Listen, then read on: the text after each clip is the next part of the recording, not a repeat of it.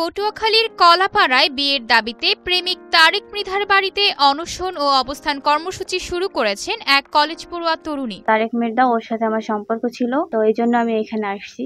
এখানে আমি আরো একদিন আসছিলাম, তারা আমার টানাটানি করে এখান থেকে নিয়ে গেছে, বলছে সমাধান দিবে, কিন্তু কোনো সমাধান দেয়নি। পরবর্তীতে তারা জানাইছে যে মেয়ের যদি 1 কোটি টাকাও দিতে হয় তারপরও মেয়ের আমরা আনবো না। মঙ্গলবার বেলা 11টায় উপজেলার ধানখালী ইউনিয়নের লোন্দা গ্রামের তারেকের বাড়িতে উপস্থিত হয়ে তিনি এই কর্মসূচি শুরু করেন। তরুণীর অভিযোগ, তারেকের মা তাকে টেনে হিচড়ে ঘর থেকে বের করে দিয়ে ঘর তালাবদ্ধ করে অন্যত্র চলে যান। পরে ওই তরুণী আবারও ওই যুবকের বাড়িতে অবস্থান নেন। আজকে সকালে আবার আসছি, আসার পরে আমার এই জায়গা থেকে টানতে টানতে তারা রাস্তায় নিয়ে গেছে, আমার হাতে টাতে দাগ হয়ে গেছে। পরে একটা গাড়িতে উঠে সামনে নিয়ে গেছে বাইকে, ওই বাইক থেকে আমি রাস্তার মধ্যে পড়ে গেছি, আমার সেলোয়ার টেলোয়ার সব ছিঁড়ে গেছে, হাতের চামড়া উঠে গেছে। এখন তারা ঘর তালা দিয়া পাশের বাসায় যেয়ে বসে আছে। তরুণী জানায়, প্রায় 1.5 বছর আগে কলাপাড়া পৌর শহরের বৈশাখী মেলায় বসে তারেকের সঙ্গে তার পরিচয় হয়। পরে তাদের মধ্যে মুঠোফোনে প্রেমের সম্পর্ক গড়ে ওঠে।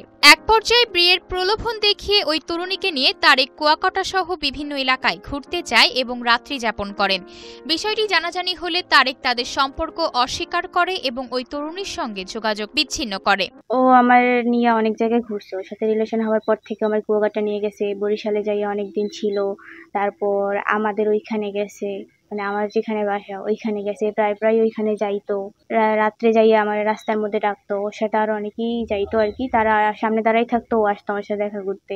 আমি চাইতে না চাইলে আবার আমারে বলতো, তুমি যদি বাসায় মানে বের না হও তাইলে আমি বাসার ভিতরে ঢুকে যাবো। পরবর্তীতে সে আমার আশ্বাস দিছে যে আমার বিয়ে করবে, কিন্তু এখন আর ওর কোনো খোঁজ খবর আমি পাইতেছি না। ও যদি আমার বিয়ে না করে, এখন সবাই তো জানাজানি হয়ে গেছে, আমার আর কোথাও মুখ দেখানোর মতো অবস্থা নাই, আমার আত্মহত্যা ছাড়া আর কোনো উপায় নেই। এ বিষয়ে তারেকের মুঠোফোন বন্ধ পাওয়া গেলে তার পিতা ফারুক মৃধা বলেন, তার ছেলের বিরুদ্ধে আনীত সকল অভিযোগই মিথ্যা।